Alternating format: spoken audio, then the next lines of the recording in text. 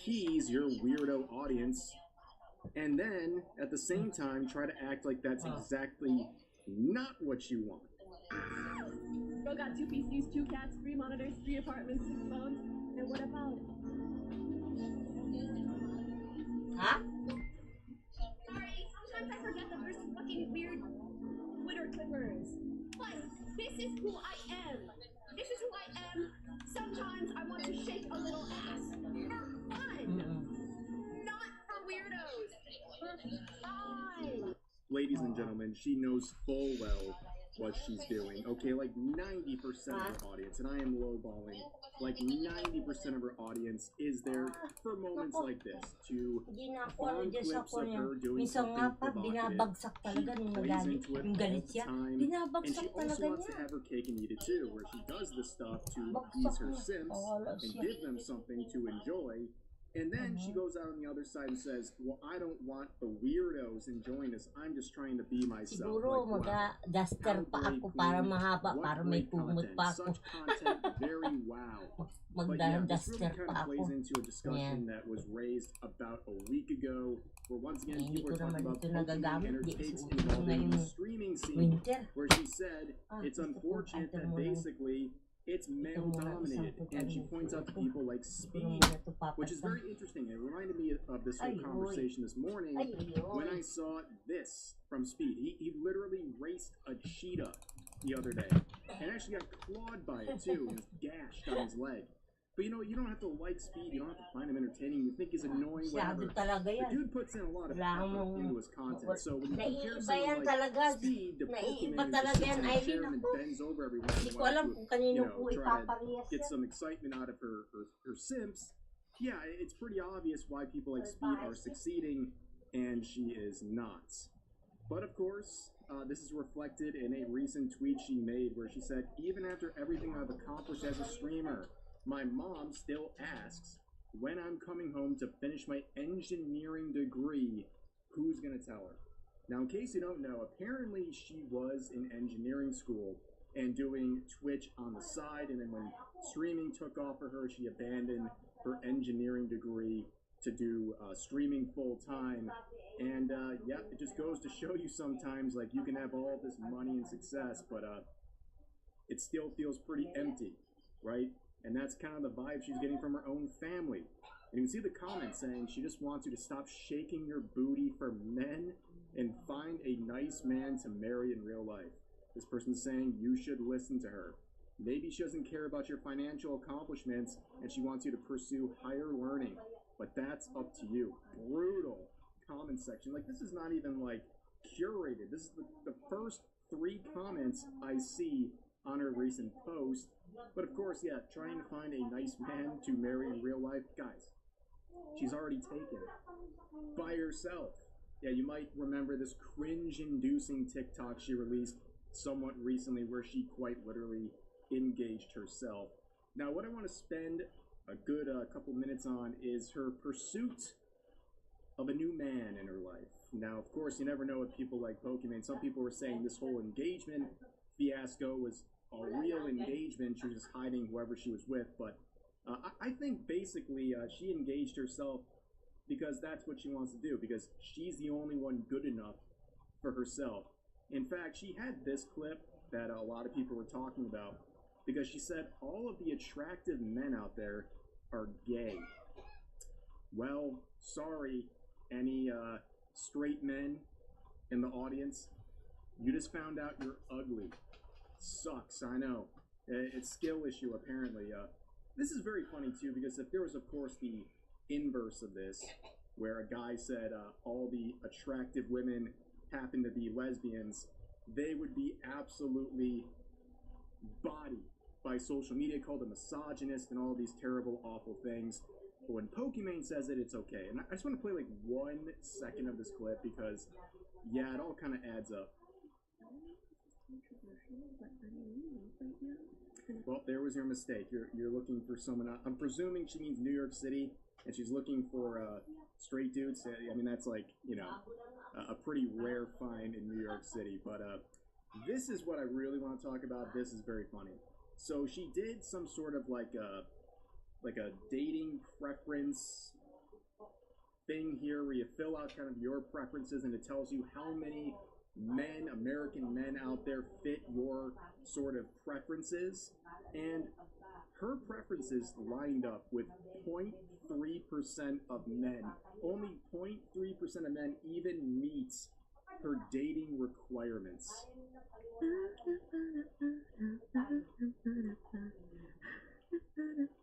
Exclude married. Yeah, I don't want to date someone who's married.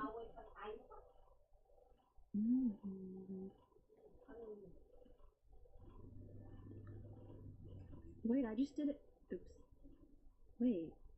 No. Oh! Wow. I actually thought it'd be better odds. Out of 164 million, only 500,000 meet my standards? 0.32%. What did I even ask for? I'm telling you, that's why she's engaged to herself, right? It's all narcissism. She's the only one good enough for herself. And we'll talk about some of these crazy requirements she was making in just a second. But, like, understand that 0.3, they have to want to date her. And you know what? Like, I don't know if people want to put up with this. Who, you know, a person like Pokimane who's obsessed with money and clout and getting attention and posting stuff like this, like she's a teenage girl or whatever. Like, that 0.3 probably doesn't even want to date her anyways. And then we see some of these very performative actions in her sort of her dating requirements. She checked off all these very stringent things, but excluded obese. And she said yes. So she's not excluding anyone if they're obese.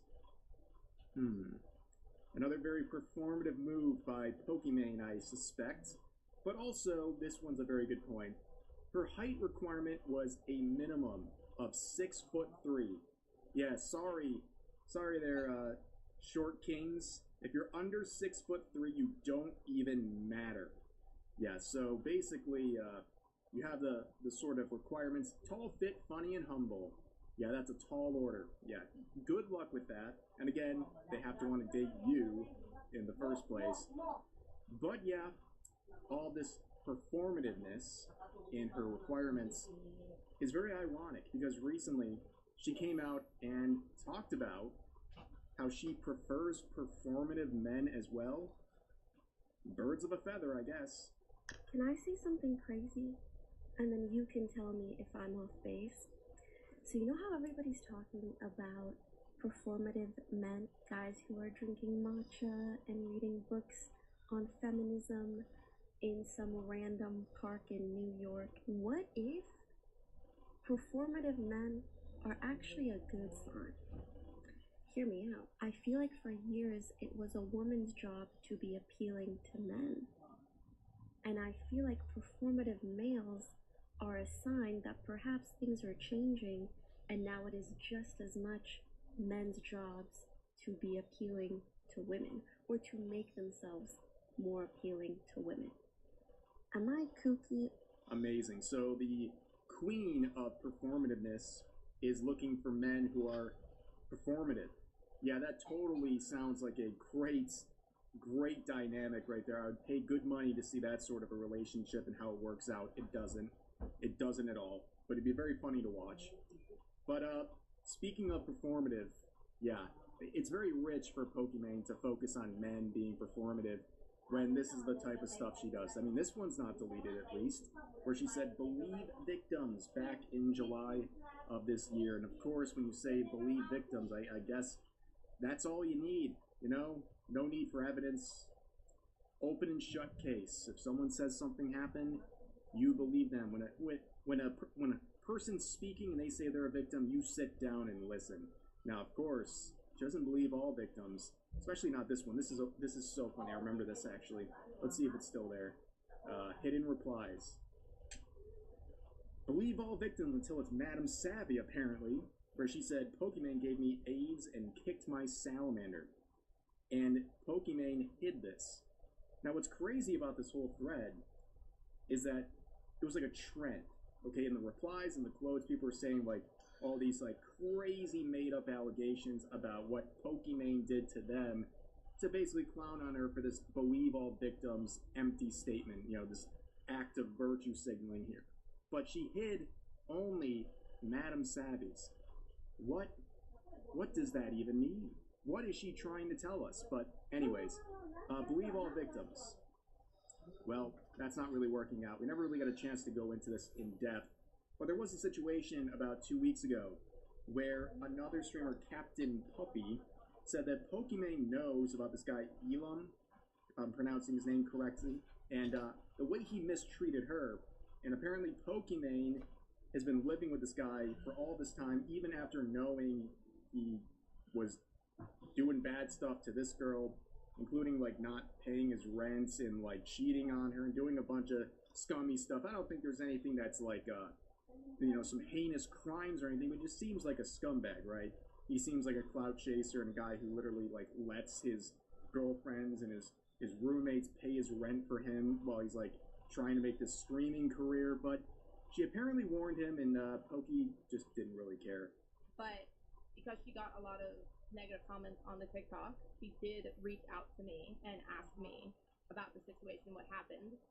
And the reason why I'm saying this, by the way, is not to like throw Pokey under the bus in any way, shape, or form, but because she also made it publicly known in her TikTok that she'd spoken to me. She put it as a TikTok comment that she's spoken to the parties involved. So I don't feel like I'm saying anything that like she hasn't already said herself. But she did reach out to me in October and asked me what had happened, basically, because apparently he said that he didn't cheat and whatever else that they discussed. I don't know. To which I sent her a really long message, basically kind of like almost surmising exactly what was said in the Google Doc, obviously more casually because I'm just speaking to her. But yeah, so I basically told her everything, and her response was obviously essentially that it was horrible.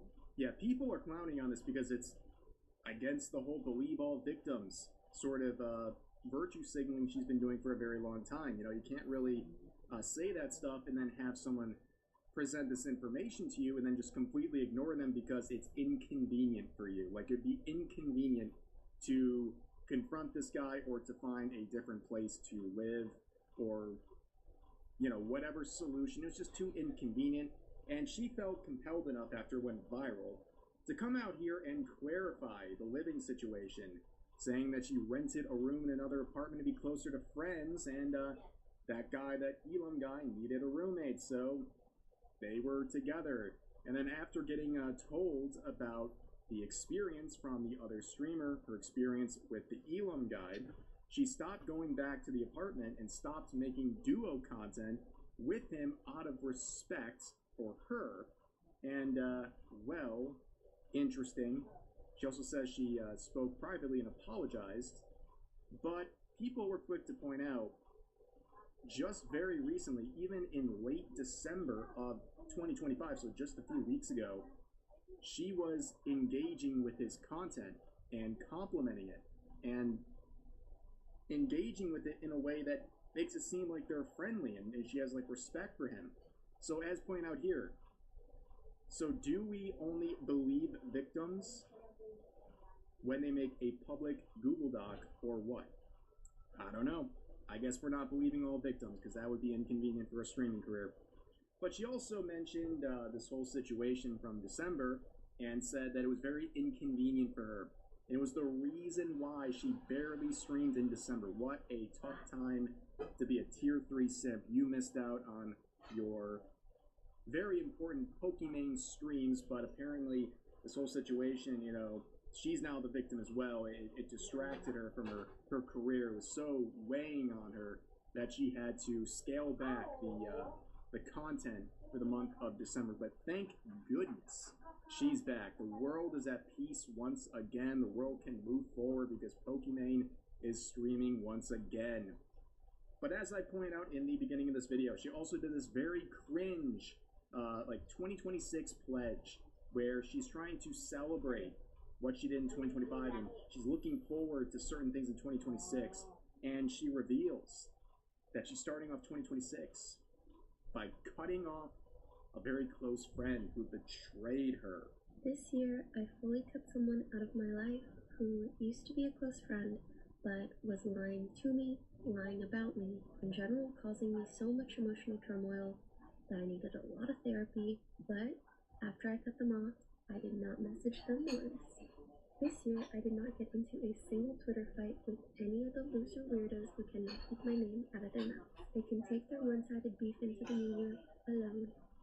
This year, I was so much better about saying no, whether it's to events, outings, or people who want me to do things that I just don't really want to do. I'm ridding myself of a lot of my people-pleasing tendencies, and I'm so proud of myself for that. Pretty amazing stuff for the woman who always complains about drama baiting and clip farming. She literally starts off her year with a literal drama cake. She's constructing a cake with candles that are signifying drama, pretty much, like cutting off someone and doing it in a very public way. Now, people were asking in the replies, who is it? The first one says Elon. That seems very plausible. There's some other very good guesses I'm going to share with you guys. Kash Patel, wow, the FBI director. Mike Tyson, the heavyweight champ, ladies and gentlemen. Did she cut from Hassan? Mizkif, Cena, Kai Cenat, Taylor Swift, Dolly Parton. Oh no, George Floyd. I cannot believe Pokimane cut off George Floyd. That's so terrible.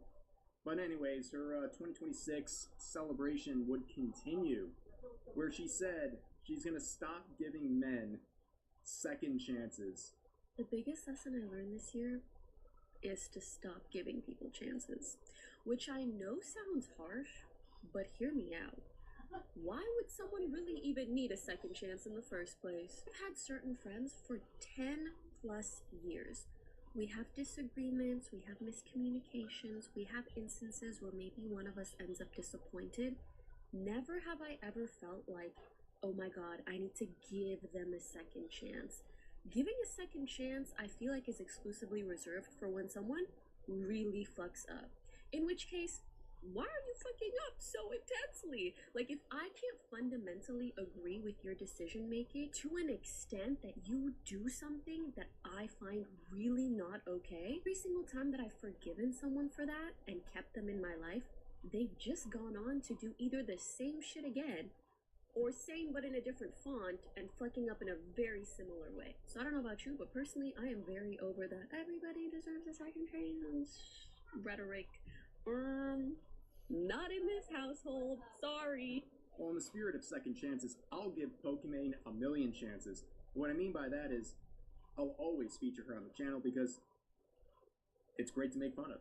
She is a very, very interesting person. She's like the perfect storm of being actually dumb, being a hypocrite, but also being a pretty good rage baiter. And it kind of comes together in this perfect storm that creates so much clips to farm and so much to point and laugh at. So I guess that's her service, and I will always give whatever clip pops up on my timeline a chance because there's good content to be made. But yeah, that is what's going on with Pokimane. Very, very important video today. I know you might need a couple seconds to decompress because a lot of critical information was flying at you, but for now, that's going to do for this video. As always, feel free to share your thoughts about today's topics in the comment section down below. Hope you guys enjoyed the video, and I'll see you next time.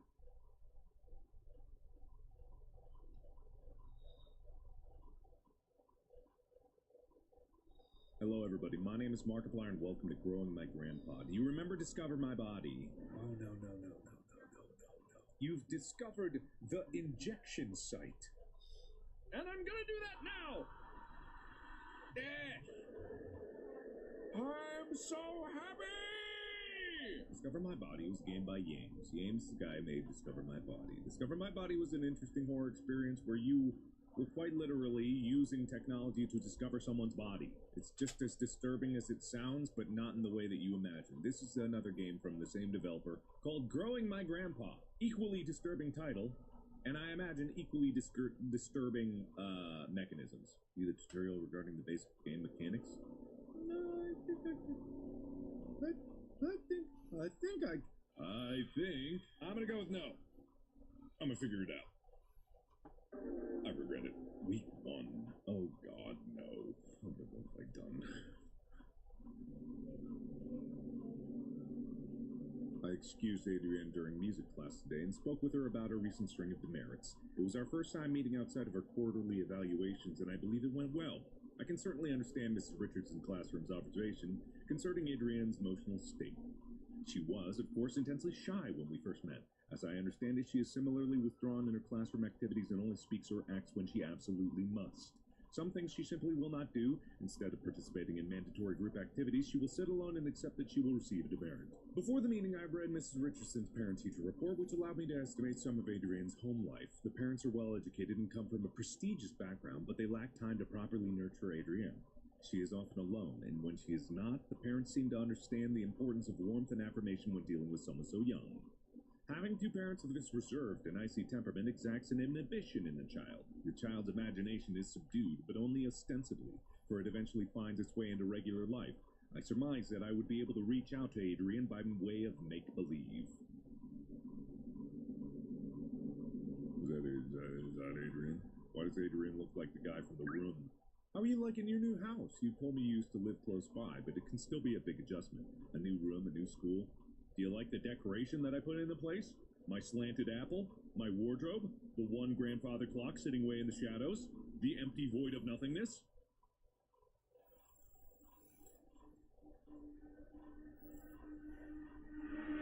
Adrienne, this is built to make you comfortable. Okay. The basement. I like that. The basement? Yeah, well, there's a lot of cool stuff. Mom and Dad sent me down there. Your mom and Dad made you go. Yeah, but there's a lots of cool stuff. Well, that's not why they sent me down there, though. Why did they send you down there? Fighting. They were fighting, shouting.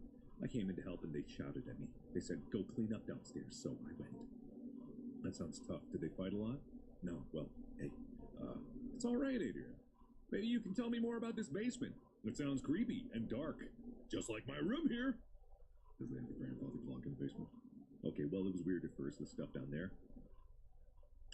But cool, I found something living, sort of. That's very interesting, Adrienne. Please tell me more. I don't actually want to know more about that. By indulging her in her fantasies and stories, I was able to glean more of an understanding of Adrienne's anxiety surrounding her home and parents. The symbols of Adrienne's story seem to carry their own traumatic weight, and her exploration of the basement may very well be a vehicle for the conveyance of her anxiety. Whatever might come of her next meeting, whether she will engage in similar make-believe, I will set down her story here. Adrienne's story begins with her delving into the basement with a trash receptacle and the goal of cleaning up. That's my goal. I'm gonna clean up, and then I'm gonna grow my grandpa. Easy peasy. She discovered one of the walls was covered in plastic bags. She went to investigate, intent on tearing away whatever they covered. Oh, I'm in the basement. Well, that was awfully sad. Trash bags.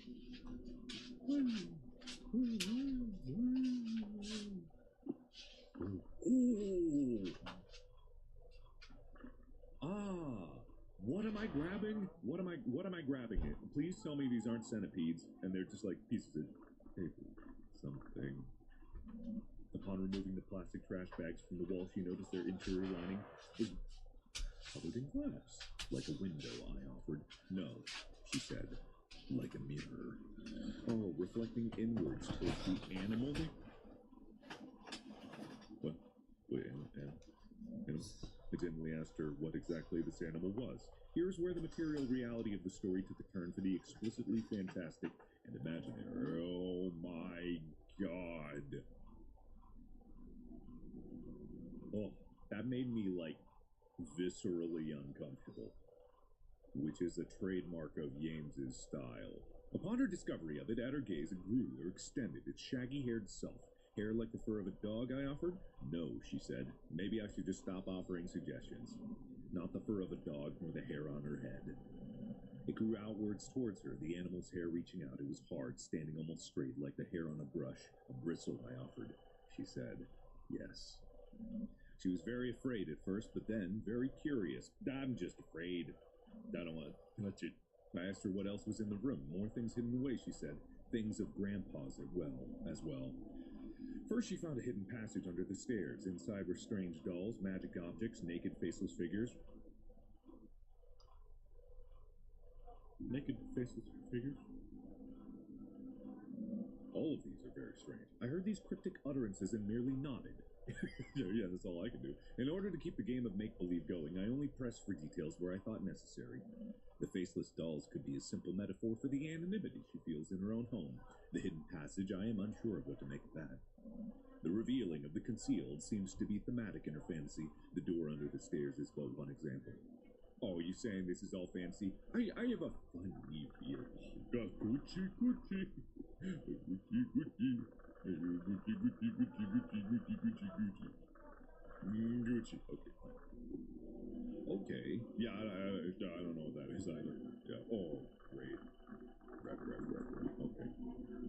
The darkness of the shadowy corner unnerves you. You cannot explore here without some form of light. You sure about that? I'm sure about that, okay. I don't know if I want to explore there. What? Trash pile. I'll take care of this. Never mind. No, I won't. All right. No, I won't. Oh, of course. Ah, yes. Well, let's just take the weird blue. Once she removed the panel and found the magic hidden passageway, she was very specific about what she took.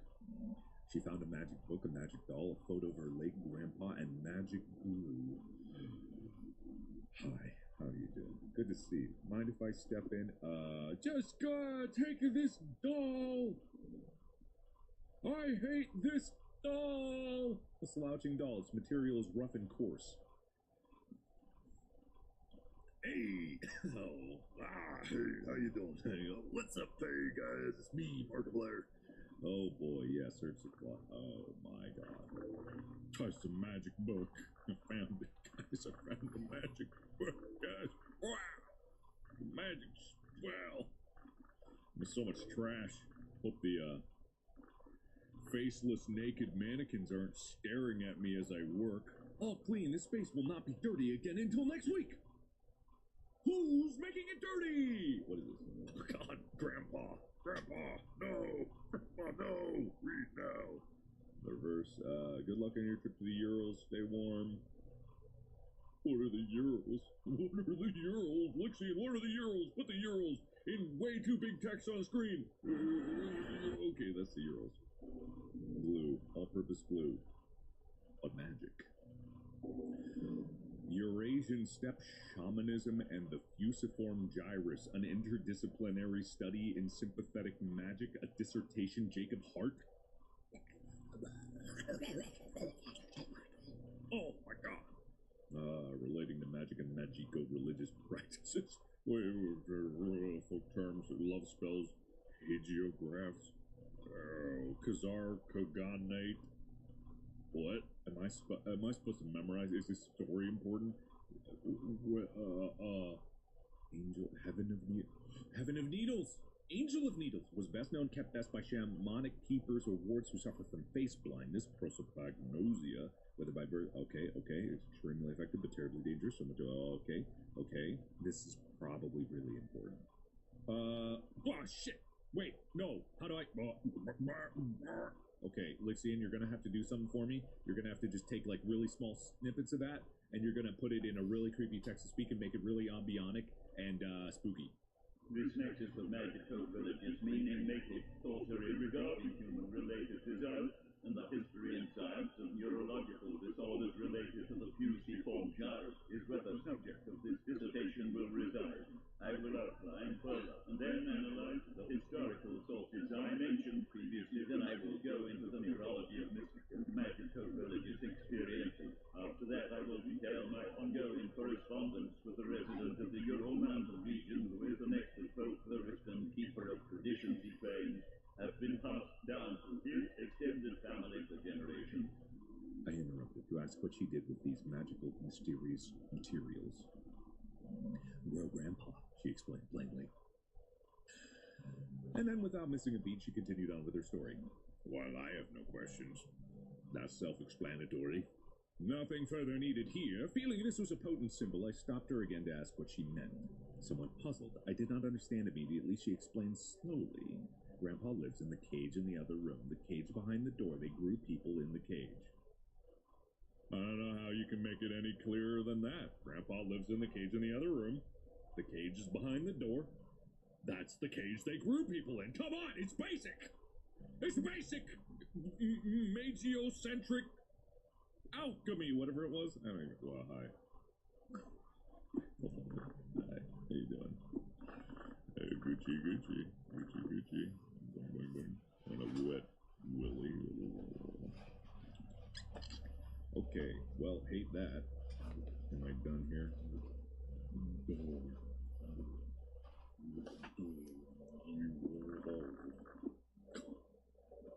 Oh, a note! Great. A hastily written note.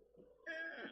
I have repeatedly called your homes to no avail, and so I am forced to leave this here for you all. I found William sitting in the corner of the enclosure area, seemingly severely concussed. Whiskers was gone, in none of its usual hiding places. I immediately suspected... Is that Whiskers? Is that Whiskers under the trash pile? The project thus must be suspended for now. I am leaving up the usual mirrored coverings we use to keep the anthropoidic void sealed. I've done my best to lock up everything on such short notice. It is a hasty fix, but it will require some time to find a more permanent remedy.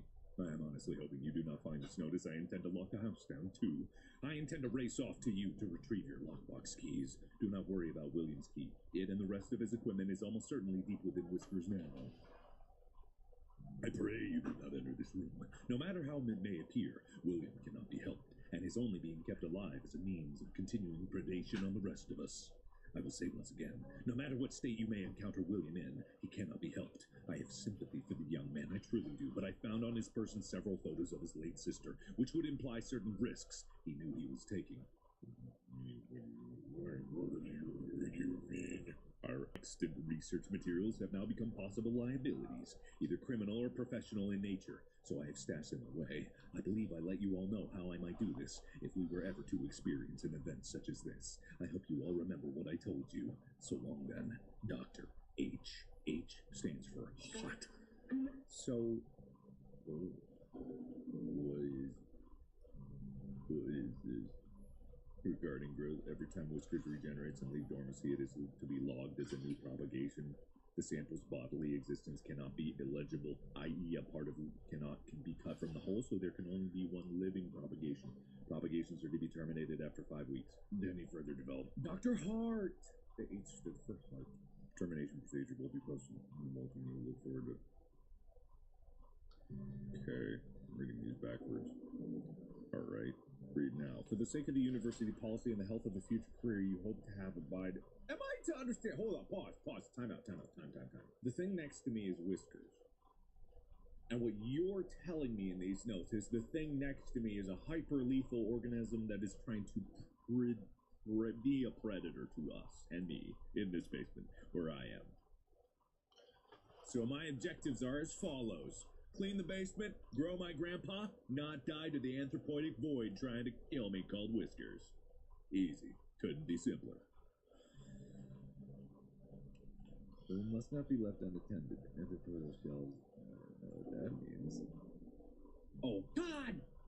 What did that happen? That was probably really important information that I didn't get to read. Why does it continue left, not read now? Okay, ritual behavior with the sample. The precise mechanism for the exchange of symbols and gifts required for requested desires yield is not known, and even the anecdotal accounts of sex are end in violent death. I'm missing some crucial information. So you're telling me you are a deadly creature? Are you a deadly creature? Gucci. Are you going to kill me?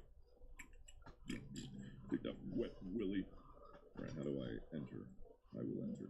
Beyond the door in the room, the cage was hidden, concealed in another cloak of inward-facing mirrors. Well, time to fix that. A hidden cage lined with mirrors. It is strange, almost poetic. The elaborate fantasy of self-reflection, concealment, captivity. Yeah, that. Don't mind me. Good thing I have this trash can. At the cage, she finally cast her spell. But it was confusing, she confided at first. She took the magic doll, the magic glue, and the photo of her grandpa, and she combined them, and she wished very hard. I can only assume in this fantasy that next her wish would come true. In what child's story would it not? I'm guessing this ain't a fantasy. Peculiar human representation. particular human representation, generic human figure, together, a tangible symbol of intention and desire. She put Grandpa in the cage, assuming that was part of the ritual. She was not clear on how it worked. I don't think that cage is going to hold that thing. If that does come alive and become Grandpa. What precise instructions she could glean from her grandfather's magic book was complicated by her reading comprehension. She was so stupid! She wished with all her heart, and then she told me she waited a while for something, anything to happen. And after that time, she began to cry. I cried really hard, she said. I wanted Grandpa to be back. I wanted my parents to stop being so mean. And it hurt me. It hurt me to wish for Grandpa to come back, for my parents to be different. I could feel it through the walls, and it felt me through the air. I asked her exactly what she meant. She could only repeat what she said. By this time, lunch was almost over. I said goodbye to Adrian, and she left to rejoin her class. I was left to consider our conversation. I believe the storytelling strategy I have employed was not unfruitful, but I must probe deeper if I can. Although I can be sure of nothing I interpret, the impressions I get may begin to help me get an idea of the right questions to ask. I'm beginning to think this isn't a story at all, and maybe this is actually happening, but that would be ridiculous and go against everything of my scientific education and teachings, of which I have many.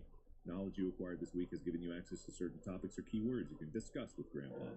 Wait, I don't wanna consider discussing this when Grandpa emerges. No! I don't want to! But what if I don't? You've also gained the following keyword.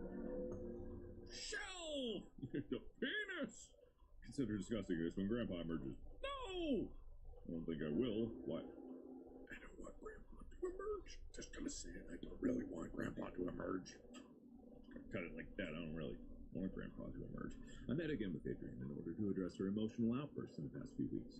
It is our second time meeting, and while it is standard practice to have multiple sessions with a troubled student, as I assembled a report for the counseling department, I could not help but think, as we sat down in my office, that Adrian already seemed to show a remarkable change in self-esteem and confidence. And perhaps my and Mrs. Richardson's estimation of her as emotionally disturbed was erroneous. The paralyzing shyness and withdrawn attitude Adrian possessed last week was not entirely diminished, but she seemed to hold herself differently this week. However, this only lasted as long as our conversation pertained to initial introductory pleasantries. When I began once again asking about her parents, her feeling regarding her new school and her new home, she quickly lost what new confidence she had gathered up and withdrew into herself again.